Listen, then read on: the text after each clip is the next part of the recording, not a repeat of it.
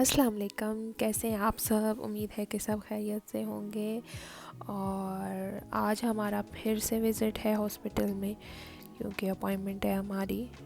तो अभी ये बहुत सेंसिटिव सा केस है मेरी बेटी की आई सर्जरी के बाद, कि इसका हमने आई प्रेशर तकरीबन 2 वीक के बाद हमने चेक करवाना होता है आई प्रेशर। अगर वो नॉर्मल है फिर तो कोई भी मसला नहीं है, अगर वो हाई है तो फिर इसकी आई साइड पे बहुत ज़्यादा असर पड़ सकता है। इस वजह से डॉक्टर ज़्यादा कोशिश कर रहे हैं कि इसका रेगुलरली चेकअप किया जाए, ताकि बाद में फिर इसको कोई भी प्रॉब्लम ना हो। और फिर 3 दिन पहले हॉस्पिटल से कॉल आई थी कि आपकी अपॉइंटमेंट बुक कर दी गई है, तो आप लोग आएँ और फिर चेकअप करवाइएगा। तो आज अभी फिर हम लोगों का तकरीबन 1 o'clock का टाइम था, तो फिर हमें इसमें पहुंचना था। और घर से हमें तकरीबन हम लोग 11 बजे घर से निकले थे। और ये एनएमसी हॉस्पिटल जिसमें हम लोग आते हैं हर बार चेक करवाते हैं, ये वो नहीं है। अभी 8 डॉक्टर दूसरे एनएमसी हॉस्पिटल में, जो कि खलीफा सिटी में है अबू धाबी में, और यहाँ पे एनएमसी रॉयल हॉस्पिटल में अभी इसका चेकअप हुआ करेगा, क्योंकि इसमें लेटेस्ट मशीनरी वगैरह है, सब कुछ है। तो फिर डॉक्टर ने यही डिसाइड किया है कि इस हॉस्पिटल में चेकअप किया जाएगा, क्योंकि जो डॉक्टर इसको चेकअप करते हैं वो वीक में 2 डेज़ यहाँ इस हॉस्पिटल में होते हैं, और बाकी वीक के जो 4 to 5 डेज़ वो दूसरे एनएमसी हॉस्पिटल में उनकी ड्यूटी होती है। तो अभी जिन डेज़ में इनकी ड्यूटी यहाँ पे हुआ करेगी, तो इसमें ये इसका चेकअप कर लिया करेंगे, क्योंकि उनका कहना है कि यहाँ पे लेटेस्ट मशीनरी है, तो उसका रिज़ल्ट वहाँ की मशीनरी से बहुत अच्छा है, इसलिए अब इसको यहाँ पे चेकअप किया जाएगा।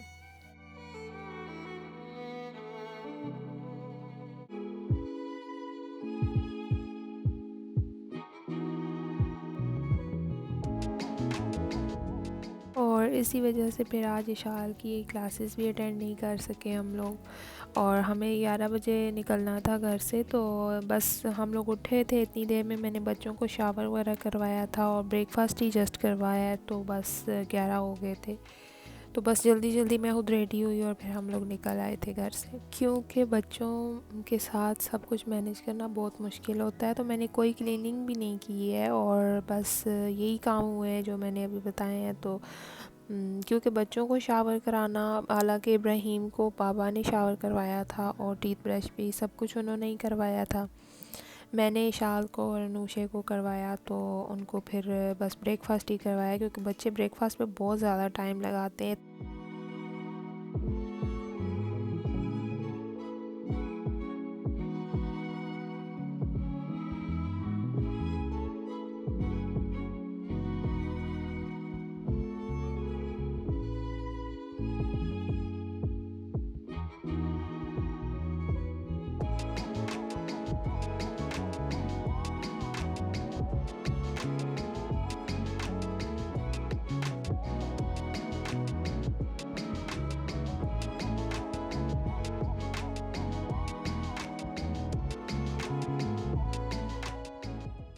तो अभी हम लोग वापस जा रहे हैं, चेकअप हमने करवा लिया है। तकरीबन 1.5 या 2 घंटे हमारे यहाँ पे लगे थे, तो बस फ्री हो गए थे हम लोग। और माशाल्लाह आज अनुषे ने बहुत अच्छा चेकअप करवाया था, वरना हमेशा से ये जो है ना बहुत ज़्यादा तंग करती है, जिसकी वजह से फिर इसका आई प्रेशर ज़्यादा आता है। लेकिन आज इसने बहुत सुकून से चेकअप करवाया है, और बस जल्दी से हो गया था, फिर हम लोग फ्री हो गए थे। और ये हॉस्पिटल हमें दूसरे हॉस्पिटल की निस्बत करीब पड़ता है, तो मैं इस वजह से भी थोड़ी खुश हूँ कि चले अब यहाँ आना पड़ा करेगा हमें चेकअप के लिए, तो ये थोड़ा करीब पड़ता है।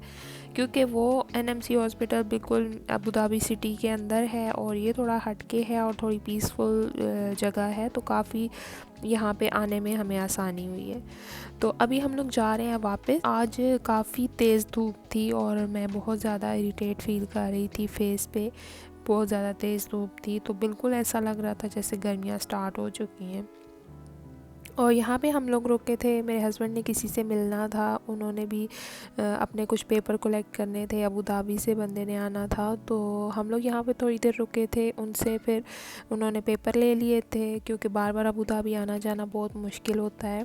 तो फिर इन्होंने उनको बता दिया था अपनी लोकेशन, तो फिर वो वहाँ पे आ गए थे और इन्होंने अपने पेपर ले लिए थे।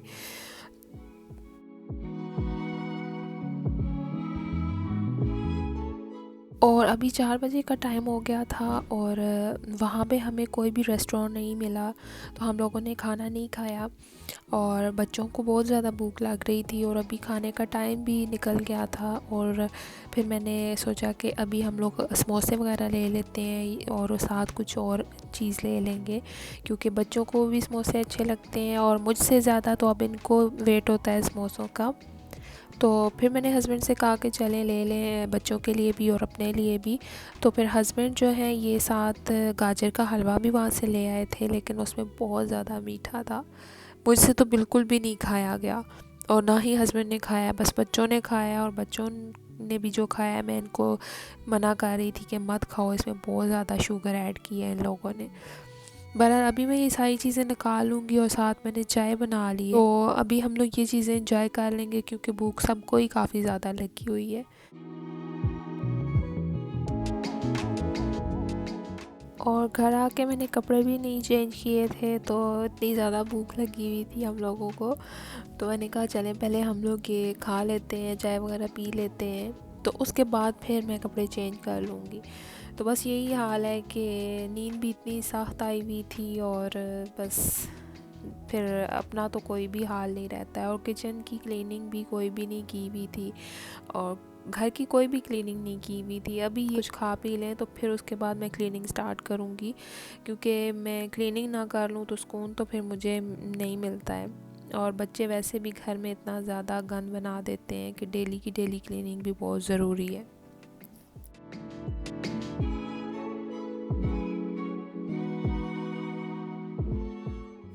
और अभी चाय मैंने बना ली है और मुझे इतना ज़्यादा वेट है, बस मैं कह रही हूँ जल्दी से मैं चाय पीऊँ, क्योंकि मैं चाय ना पीऊँ तो मुझे इतना अजीब सा अधूरा अधूरा फील होता है।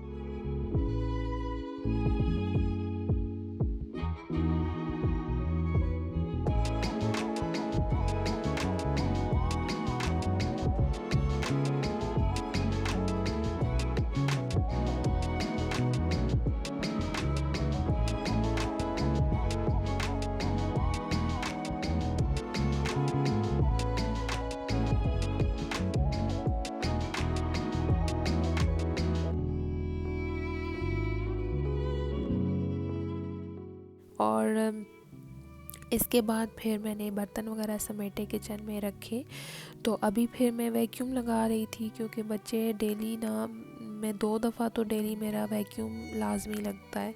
तो बस यही बात है कि फिर भी मेरा घर जो है ना इतना क्लीन नहीं होता है और मैं कहती हूँ कि कैसे मैं इसको क्लीन करूँ। और मैं बच्चों से भी काम करवाती रहती हूँ, उनको भी बोलती हूँ कि चलो अपनी चीज़ें उठाओ अभी, क्योंकि मैं थक जाती हूँ, बहुत ज़्यादा थकावट हो जाती है और अक्सर तो फिर मैं गुस्सा भी करती हूँ। तो बस यही सिचुएशन होती है हर माँ की, कहीं भी चले जाओ, कहीं भी किसी भी माँ से बात करेंगे तो बस उसका यही गिला होगा अपने बच्चों से।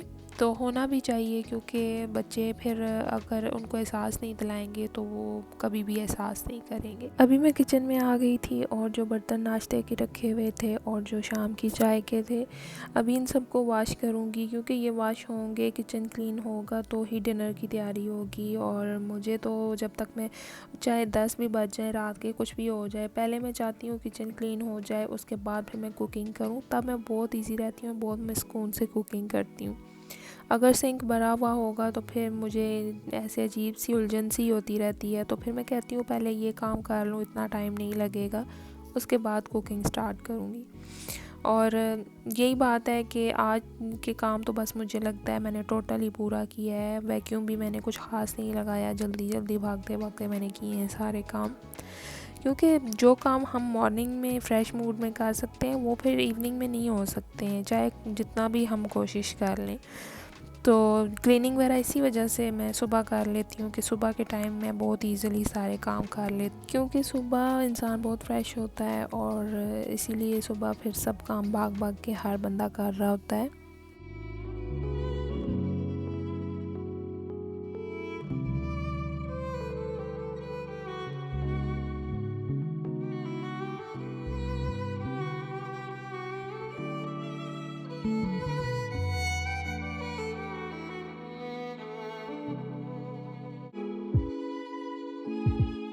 अभी मैंने सब बर्तन धो लिए हैं और इनको खुश्क होने के लिए मैंने रैक में रख दी है। तो अभी ये काउंटर टॉप पे इतना ज़्यादा पानी इकट्ठा हो जाता है जब मैं जल्दी जल्दी काम फिनिश करने की कोशिश करती हूँ, तो बहुत ज़्यादा मैस बन जाता है। तो बस अभी भी यही हाल है, पानी इतना ज़्यादा आ गया है इस तरफ, तो अभी फिर ये ड्राई करने की कोशिश कर रही हूँ मैं, और सारा काउंटर टॉप क्लीन कर लूँगी। उसके बाद फिर मैं डिनर की तैयारी करूँगी, क्योंकि अभी टाइम हो गया है तकरीबन। तो हस्बैंड ने आज कहा था कि मटर लेके आए थे, तो आज मटर पुलाव बनाओ, तो फिर अभी उसकी तैयारी करूँगी। और मटर छील मुझे बिल्कुल अच्छा नहीं लगता, और मैं कहती हूँ बस मुझे कोई कर दे, बना मैं लूँगी। लेकिन यहाँ पे मेरे पास कोई ऑप्शन नहीं है कि मैं किसी को बोलूँ कि मुझे कर दें, तो इस वजह से फिर अपनी मुसीबत खुद ही उठानी पड़ती है, ख़ुद को ही सब करना पड़ता है। तो अभी ये मटर मैंने निकाले हैं, बहुत ज़्यादा तो नहीं है, लेकिन बस जो चीज़ दिल को अच्छी नहीं लगती करने के लिए, तो वो फिर चाहे ज़्यादा हो या कम हो, बोझ ही लगती है। बहरहाल अभी इसको बुरे दिल से मैं अभी ये मटर छील लूँगी। और बच्चे तो आते हैं पास, वो मुझे कहते हैं, शाल कहती रहती है मम्मा कर दो, लेकिन वो बच्ची है, उससे क्या मैं करवाऊँ। तो मुझे फिर अच्छा नहीं लगता, मासूम सी है, तो उससे कोई भी काम करवाऊँ। हाँ, मैं जब हम लोग खाना वगैरह खा लेते हैं, तो उस वक्त मैं उसको कहती हूँ कि चलो अभी तुम मेरे साथ बर्तन किचन में लेके जाओ, क्योंकि इस तरह छोटे मोटे काम करवाने चाहिए, ताकि बच्चियों में ये चीज़, ये मैनर्स आ जाएं कि घर को कैसे संभालते हैं, किस चीज़ को कहाँ रखना है। तो इसलिए फिर मैं थोड़ा बहुत उससे ये काम करवा लेती हूँ, या फिर पानी वगैरह ग्लास में डालना हो तो उसको मैं बोलती हूँ कि तुम डाल दो। तो अभी यहाँ पे इब्राहिम आया था, और बहुत ज़्यादा जो है ना बार बार बबल्स लेने की कोशिश कर रहा था। तो मैं तो जब होती हूँ तो मैं कोशिश करती हूँ कि वो ना ही खाएं बबल, लेकिन इनके जो बाबा हैं उन्होंने फिर इनको बबल की आदत बनाई हुई है, और अगर मैं पास ना हूँ तो वो बहाने से बच्चों को फिर निकाल देते हैं ताकि बच्चे खुश रहें। और मैं तो बिल्कुल नहीं देती, लेकिन अभी इतना ज़्यादा इसने मुझे यहाँ आके शोर किया हुआ था, तंग किया था, तो फिर मैंने निकाल दिए इसको। तो अभी मैं मटर पुलाव बनाने वाली हूँ। चावल वगैरह मैंने भिगो दिए हैं, क्योंकि मेहरान राइस को मैं तकरीबन 20-25 मिनट पहले भिगो देती हूँ, तो बहुत अच्छे खड़े खड़े चावल बनते हैं। और मटर वगैरह भी छील लिए थे, और इतने थोड़े से मटर निकले हैं। तो अभी फिर इसके साथ मैंने प्याज ब्राउन करना है, इसका सारा मसाला रेडी कर लूँगी, और फिर आपको दिखाती हूँ कि चावल रेडी कैसे हुए हैं, कैसे लग रहे हैं, आप लोगों को जल्दी से दिखा देती हूँ।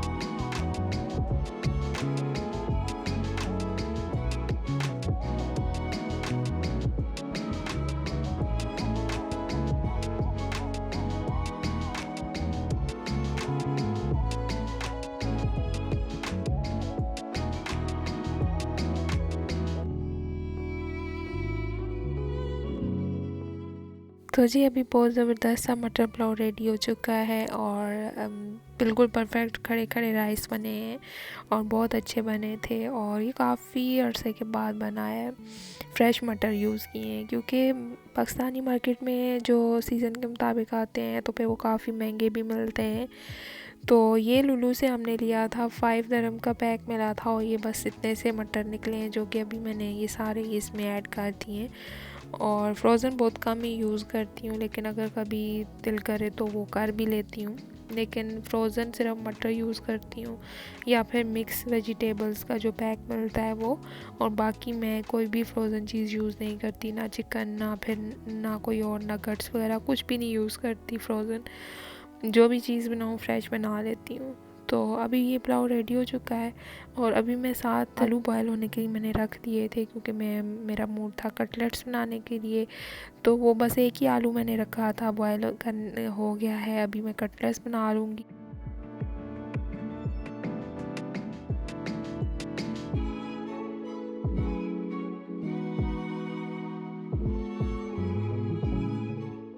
कटलेट्स मैंने बना लिए, और एक आलू के 3 ही बने हैं।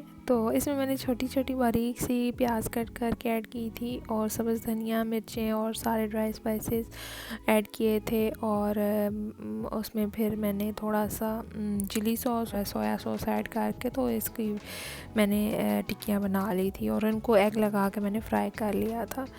तो अभी डिनर का टाइम है, अभी मैं डिश आउट कर लूँगी और उसके बाद फिर हम लोग डिनर कर लेंगे, क्योंकि मटर पुलाव खाने का सबका ही बड़ा मूड हो रहा था और मुझे खुद आज बहुत अच्छा लग रहा था, क्योंकि जब मैंने इसमें नमक वगैरह चेक किया तो इतने मज़े के ये बने थे, तो मेरा दिल कर रहा था मैं जल्दी से खा लूँ। मुझे बहुत अच्छा लगा था टेस्ट इनका। और मटर पुलाव का तो वैसे भी टेस्ट बहुत डिफरेंट और बहुत यमी होता है। और जो मैंने कटलेट्स बनाए हैं ये इसके साथ बहुत एक अच्छा कॉम्बिनेशन था सैलड और कटलेट्स का। बहुत मज़ा आया था डिनर करने में। और अगर आपको मेरी ये वीडियो अच्छी लगी है तो इसको ज़रूर लाइक करें, शेयर करें और चैनल को सब्सक्राइब कर दें, ये बिल्कुल फ्री है। और इंशाल्लाह फिर नेक्स्ट व्लॉग में आपसे मिलेंगे। अपना बहुत ज़्यादा ख्याल रखिएगा। Take care. अल्लाह हाफ़िज़।